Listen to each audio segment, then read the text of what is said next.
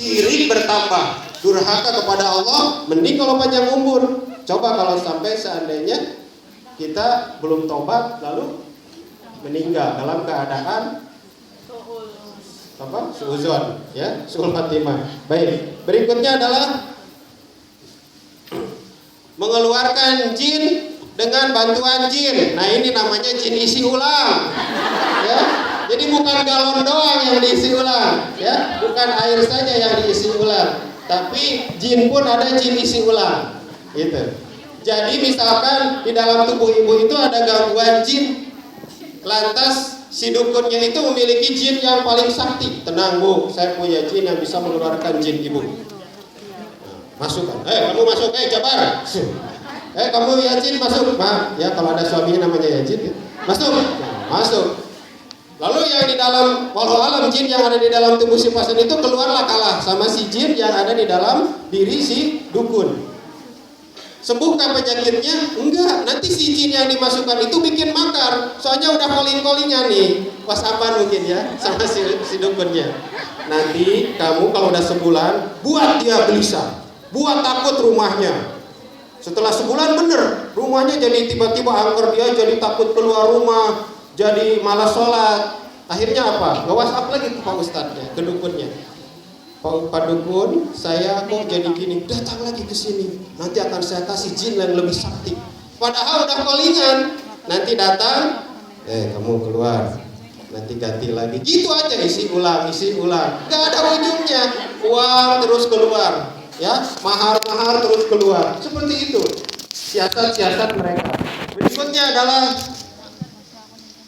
dengan menyuruh mandi dengan bunga 7 rupa, 7 sumur. Sekarang kan udah nggak ada sumur ya, di kampung-kampung udah pakai sumur bor. Coba cari sumur gali, jarang ya, seperti itu. Iya. Oh, mata air. Ya, ada nggak mata air? Sekarang gunung-gunung udah habis pakai perumahan. Ya? Baik, lanjut. Memberi amalan wirid overdosis. Ya keliru, ya ketipu, ya keliru, ya ketipu sampai 1000 kali. Ya. Kalau kamu pengen gampang cari rezeki, cari jodoh, wirid nih 1000 kali. Ya keliru, ya ketipu, ya keliru. Sambil menghadap timur. Nah, ya benar keliru, ketipu. Ya. Soalnya wiridnya juga salah. Lagian overdosis lagi nggak dicontohkan. Berikutnya melakukan pelecehan seksual. Nah ini kisah nyata pasien tahun 2016 apa 2015 lupa lagi saya. Waktu itu saya masih jadi peruqyah yang masih belajar. Dihadapkan dengan seorang pasien dari teteh-teteh atau ibu gadis yang usianya 28 tahun, dia ingin menikah tapi susah jodoh, gitu kan? Banyak sekali yang datang susah jodoh ya. Nah, akhirnya dia ngobrol-ngobrol, ternyata dia pernah pergi ke salah satu pesantren, ya, ke salah satu pesantren. Di situ pesantren itu banyak sekali pasiennya. Kenapa dia yakin? Karena di daerah itu si pengobat itu, si penterapis itu bergelar kiai, punya santri, punya pesantren. Akhirnya yakin. Tapi apa yang terjadi? Hening langsung ya. Pengobatannya adalah dengan cara digrepek, dipegang-pegang ya. Dipegang-pegang area sensitifnya. Bahkan cabul. Bahkan dia diminta untuk dinikah siri. Jika kamu ingin gampang menikah, maka kamu harus nikah siri dulu sama saya. Habis itu cerai. Yang udah-udah juga gitu, jadi gampang jodohnya. Enak di elu, nggak enak di kue, kata si perempuannya, gitu kan? Banyak metode pengobatan dengan cara pelecehan seksual. Ada lagi masih di Bandung, ya. Ada yang dia ingin diterapi, ada yang ingin diterapi seorang perempuan, seorang gadis, tapi metode pengobatannya aneh. Sebelum kali kamu datang ke sini, saya diagnosa dulu, tapi lewat handphone. Caranya gimana? Tolong foto setengah badan dengan membuka seluruh pakaian tanpa sehelai benang pun. Selfie mungkin ya, foto setengah badan, lalu didiagnosa sama dia. Katanya itu ruqyah syariah, bahkan ada pelangnya. Tapi di situnya bisa membuka aura, totok aura dan sebagainya. Nah, setelah itu, nggak ada penyakitnya, coba full body. Enak banget itu. Yang mengaku peruqyah diagnosanya lewat Diagnosanya scanning dengan menggunakan foto dikirim. Nggak tahu berapa perempuan yang sudah dia koleksi dengan kondisi yang tidak menggunakan pakaian. Ada yang seperti itu. Saya nggak tahu ya, itu pengakuan dari pasien. Terlepas itu bohong atau benar, nggak ada untungnya bagi saya. Ya, seperti itu. Yang ke-17 bergantung kepada jimat atau pemberi jimat. Baik. Syirik klasik, ada syirik modern. Nah, syirik klasik ini sudah nggak aneh. Kalau syirik modern sekarang sudah dimodif jimat-jimat itu. Misalkan handphone, misalkan kalung untuk pengobatan. Kalau nggak pakai kalung ini saya sakit. Harganya, saya banyak menyita kalung-kalung magnetis yang itu dipercaya, diyakini kalau pakai kalung itu akan sembuh penyakitnya. Ya. Banyak menyita yang harganya 1,7, 1,5, itu saya hancurkan, saya bakar. Ya. Nah, kalau ada saat ini teman-teman yang masih percaya kepada jimat modern itu, yang menganggap dengan mengalungkan kalung magnet itu akan sembuh, lantas kalau tidak pakai kita lantas tidak pede, atau bahkan nanti dibuat talbis oleh iblis, oleh setan, nanti dibisikin, kalungnya bawa, oh iya. Balik lagi ke rumah pakai seperti itu. Jadi seolah-olah kita itu akan sakit kalau tidak pakai kalung magnetis tersebut. Ada juga nanti jimat modern yang akan saya perlihatkan. Bentuknya kalimah Allah, ayat kursi, tapi di situ ada simbol-simbol dajjal. Ya, nanti saya perlihatkan. Oke, ini hadis Rasulullah, innar ruqa wa tama, tadi sudah dijelaskan. Ya, ini juga sama tentang hadis tentang jimat. Nah, barang siapa yang menggantungkan hati pada tamimah atau jimat, maka Allah tidak akan menyelesaikan urusannya. Barang siapa yang menggantungkan hati pada kerang untuk mencegah dari ain, yaitu mata hasad atau iri, maka Allah tidak akan memberikan kepadanya jaminan. Jadi, orang yang masih bergantung kepada jimat, Allah berlepas tangan. Udah silakan kamu bergantung aja sama jimat, jangan sama saya, kata Allah. Nah, sekarang tadi udah ada yang menyerahkan jimat. Ayo, mending menyerahkan diri atau diciduk? Nanti saya rajia, ya. Mending menyerahkan diri, saya nyerah Pak Ustaz nih jimatnya. Udah nyerahin diri daripada diciduk, ya. Oke. Baik, next. Nah, ini jimat-jimat yang banyak beredar di pasaran dalam bentuk jualan buku kayak Dibis gitu kan, yang harganya 15.000. Harga 15.000 tapi dapat mengentengkan jodoh. Nanti ada amalannya. Jimat agar enteng jodoh. Ya udah, setelah dapat jodoh cerai lagi, nikah lagi. Namanya juga enteng jodoh, kawin cerai. Ya enteng jodohnya, gitu. Tapi kawin cerai mau? Enggak. Baik. Berikutnya. Nah, ini ya. Ini ada yang pernah dikasih jimat seperti ini. Ini konon katanya ini adalah bahasa dari kaum Arab atau bahasa Suryani. Maaf kalau ada yang namanya Suryani, ya. Bahasa Suryani diyakini adalah bahasa dari orang Suriah di zaman dulu. Tapi ada juga yang mempercayai ini adalah bahasa para malaikat, sehingga dijadikan sebagai jimat. Contoh, di sini kita lihat ada huruf seperti ini, tapi kalau kita masukkan ke dalam huruf Arab, ini hurufnya alif, za, ya, lam. Kalau digabungin jadi membentuk nama Ajajil. Ajajil itu apa? Iblis yang tidak mau bersujud kepada Nabi Adam. Saya pernah melihat di pintu salah seorang rumah seseorang, ini ada huruf seperti ini. Berarti sama dengan menyerahkan rumah kita dijaga oleh iblis. Ngeri ya. Bahkan ketika saya mengisi terapi intensif 7 hari di kota wisata di Rehabati Pusat, ketika saya menjelaskan tentang ini, tiba-tiba dari peserta ada yang menyeringai, "Hei, jangan sebut-sebut nama saya." Ngambek. Kalau ada yang mau ngambek saat ini, gara-gara diperlihatkan namanya, ayo maju ke depan.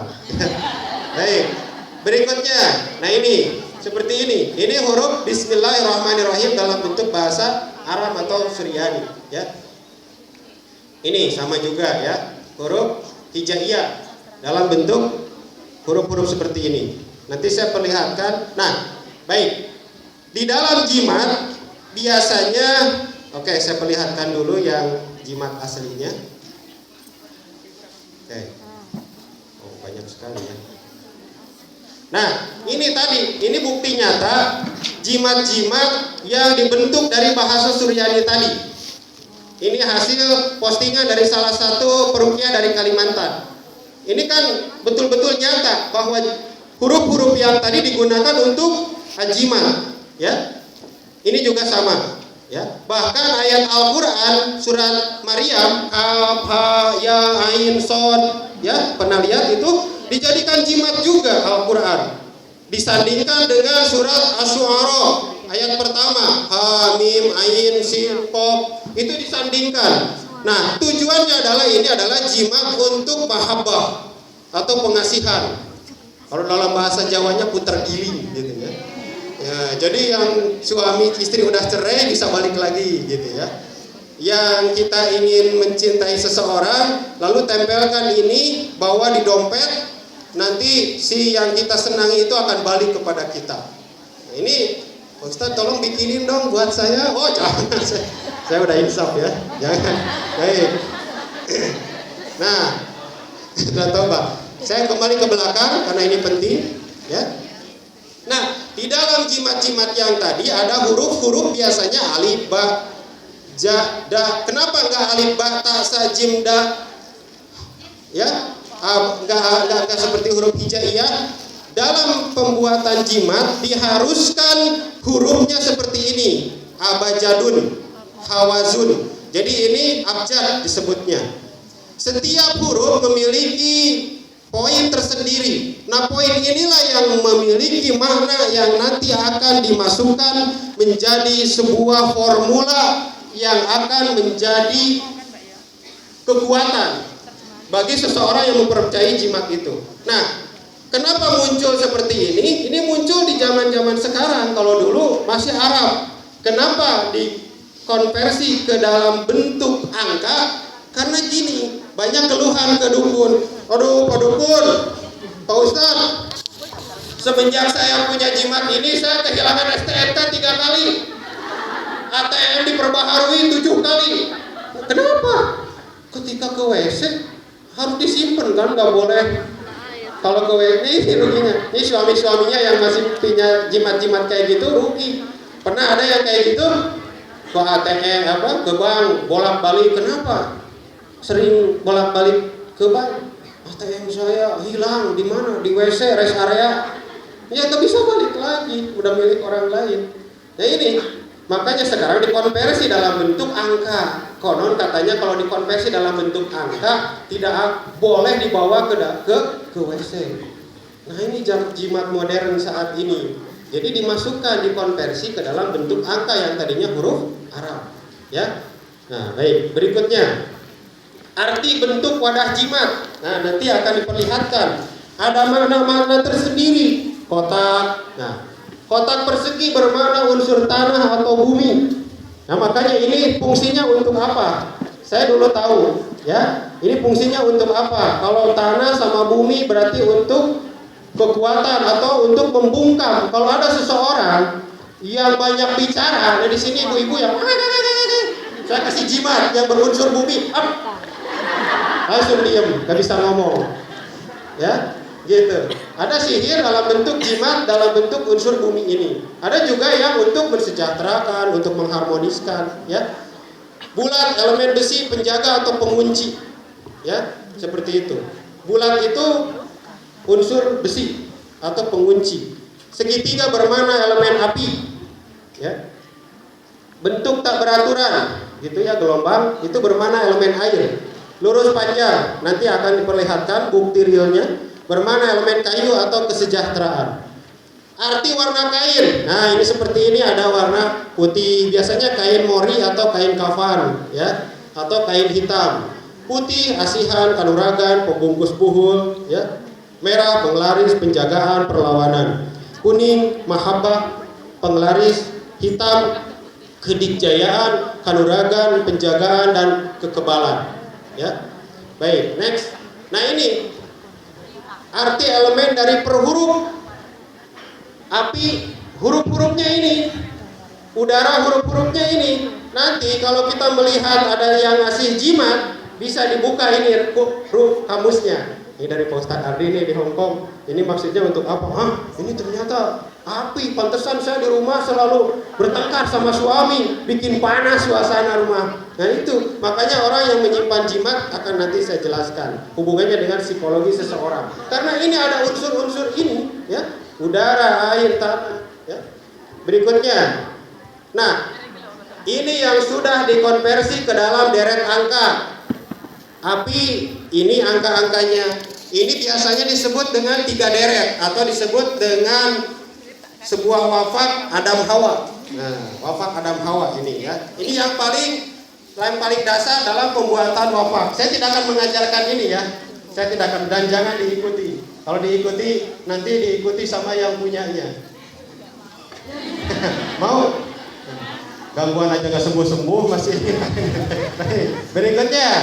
Nah, ini simbol. Sebelum ada angkanya ke sini. Ini diambil dari mana? Ini diambil dari huruf-huruf yang tadi ini. Nah, ini kan tadi simbol api ya. Simbol api, alif, ha, to, ya, mim. Di sini kita lihat. Nah, alif, ha, to, mim, kan seperti itu. Berarti ini melambangkan simbol api, ya. Ini sebelum dimasukkan angka. Ini sesudah, ya, seperti itu. Oke, nah ini yang paling penting. Contoh, saya contohkan. Saya bikin contoh lafaz atau kalimat Bismillahirrahmanirrahim. Ada di dalam jimat itu Bismillahirrahmanirrahim sampai 66. Ternyata ketika saya lihat di situ itu bermakna untuk penglaris. Jadi kalau katanya kalau Bismillah ditulis dalam sebuah kertas lalu ditempel di jongkok atau warung, itu akan cepat laku dagangannya. Ya, seperti itu. Nah, kita lihat. Kalau dipecah lafaz Bismillahirrahmanirrahim ini menjadi beberapa huruf, ya. Setiap huruf memiliki poin, seperti yang tadi di belakang ya, poin-poinnya. Ya, ini poin-poinnya 1, 2, ada 10, ada 8. Ba bermakna memiliki poin 2. Sin memiliki poin 60, ya. Jika ditotal dijumlahkan berjumlah 786. Nah, inilah yang diresepkan oleh para dukun kepada kita. Wiridkan 786 kali selama seminggu agar lebih ampuh lagi kekuatannya, maka ditambahlah dengan saum atau puasa. Mutih. Puasa mutih. Buka jam 6. Sahur jam 6, nanti buka jam 6 lagi. Bukanya dengan sesuatu yang putih-putih. Air putih, kapas, tisu. Seperti itu. Ya, pokoknya yang putih-putih ada makanan ya. Baik. Nah, setelah dibuat lafaz untuk dizikirkan, maka dikonversi dalam bentuk jimat untuk dibawa agar lebih ampuh lagi penjagaannya. Nah, ini cara perhitungannya. Rumusnya 3 ditambah 786. Saya kayak guru matematiknya. 3 ditambah 786 dikurangi 15. 15 ini bermakna daripada hisab jumal dari penghitungan kalimat Allah, ya. Dibagi 3, hasilnya 774 dibagi 3. Yang muncul adalah angka 258. Kita lihat, simpan angka 258 di sini, hasilnya seperti ini. Dan hasil akhir dari deret angka ini mau dimiringkan, mau diratakan, mau dikebawahkan, hasilnya harus berjumlah 786. Semuanya harus mirip, nggak boleh ada yang kurang. Makanya kalau ada yang mau jadi dukun tapi matematikanya jeblok, merah, kata lulus. Karena hitungannya lumayan rumit, seperti itu. Ini rumus dasar. Kalau ini dilengkapi, kalimat ini bisa Nah, makanya dalam jimat-jimat suka ada nama-nama malaikat. Jibril, Mikail, Israfil, Ijrail. Ini malaikat yang viral di kalangan dukun, ya. 4 malaikat ini sangat viral sekali digunakan sebagai penjagaan, ya. Nah, ini wallahu qauluhul haq. Ini selalu menjadi sebuah lafaz yang wajib dimasukkan. Baik. Nah, ada lagi deret angka. Deret angka yang tadi kalau dibentuk garis-garis seperti ini biasanya digunakan oleh para dukun menjadi sebuah simbol, yaitu simbol Saturnus atau cincin untuk mengikat.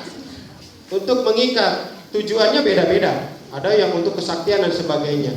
Kalau ada juga yang membentuk seperti bintang David atau disebut dengan Lucifer.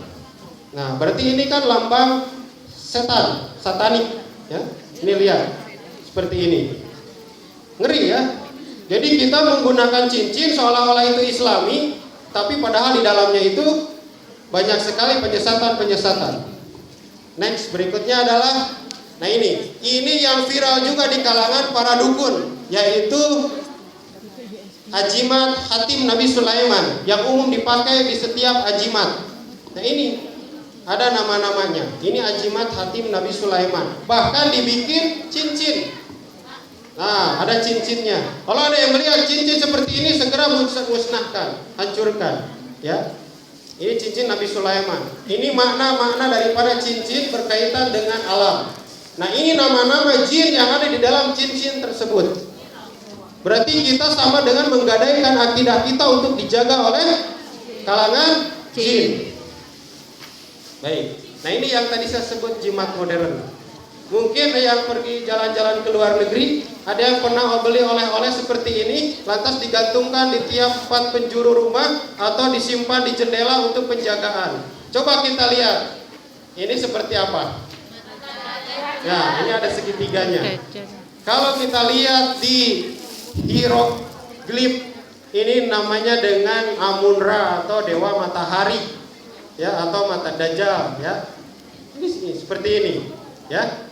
Tapi di sininya ada Arab. Nah, ini memang dikaburkan. Padahal kita sedang didangkalkan akidah kita. Ada yang punya seperti ini di rumah, segera hancurkan, ya, kalau ada yang punya. Ini jimat-jimat modern di zaman now seperti sekarang ini, ya. Oke. Nah, ini yang tadi saya sebutkan. Jimat yang disebut tadi memanjang, ini berarti simbol kayu untuk kesejahteraan. Ini bumi, berarti ini tujuannya untuk penjagaan dan keharmonisan dalam rumah tangga. Baik, ini jimat-jimat yang asli dan yang palsu, ya. Seperti ini contoh-contohnya. Nah, ini ada jimat pengasihan untuk suami istri, ya. Ini celana dalam yang diikatkan, ya. Karena ini tidak memiliki anak 3 tahun setengah, lantas dia pergi ke dukun, kata dukun tadi pakaian bekas pakai dibawa, diikatkan, lantas katanya ditiduri di bawah kasur. Tapi bukannya punya anak, malah akan cerai, ya, seperti itu. Baik, berikutnya ini yang disebut dengan jimat putar giling. Jangan dipotong lantas fotokopi, jangan, ya. Biar suaminya kembali lagi, jangan, ya. Itu jimat palsu. Dan saya tidak mengajarkan itu, ini hanya untuk pelajaran saja. Ini jimat-jimat. Nah, ini jimat yang dimiliki oleh ayah saya di masa lalu. Nanti saya cerita, ya. Di sini ada tengkorak monyet, ada keris yang berpasangan, ya. Ini ada kayu, ini ada buku-buku kamus, ya. Kamus perjimatan atau mantra-mantra. Nah, ini yang paling lucu adalah ini ada jimat yang dijual dengan harga 2.000, tapi dapat menghilangkan penyakit 36.000 penyakit. Dokter spesialis saja kalah dengan jimat ini yang harga 2.000. Jimat ini harganya 2.000 dijual, lantas ada yang menjualnya jadi harganya 5.000. Ada marketing jimat biasanya jimat. Baik, itu saja barangkali, nanti dilanjutkan, ya.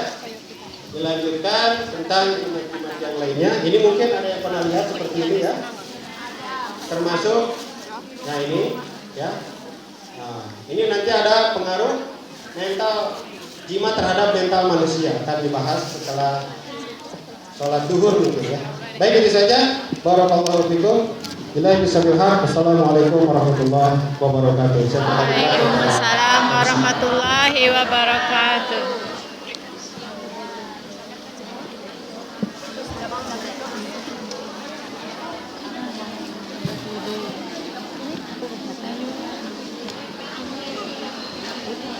Ya, saya mengakhir kepada Ustaz Ardi yang telah membahas tuntas masalah jimat saja. Tujuannya adalah untuk memberikan edukasi kepada kita semuanya bahwa kesembuhan itu telah datang dari Allah Subhanahu wa taala, bukan dari hal-hal batil yang selama ini berkembang kepercayaan di masyarakat. Insya Allah nanti sekurangnya akan ditambahkan setelah zuhur, dan nanti Ustaz Abu Jalal juga akan memberikan ilmunya tentang perjalanan hijrah beliau dan juga tentang keadaan orang tua beliau. Dan karena waktu zuhur sudah tiba, maka kita akan persiapan untuk sholat zuhur terlebih dahulu. Dewa sekalian, mohon diperhatikan, nanti zuhurnya berjamaah menghadap ke arah kiblat tentunya. Nanti saya yang akan memimpin, dan kemudian ibu-ibu dari jemaahnya yang nanti akan sholat bareng. Nanti sholat zuhur 4 rakaat ya.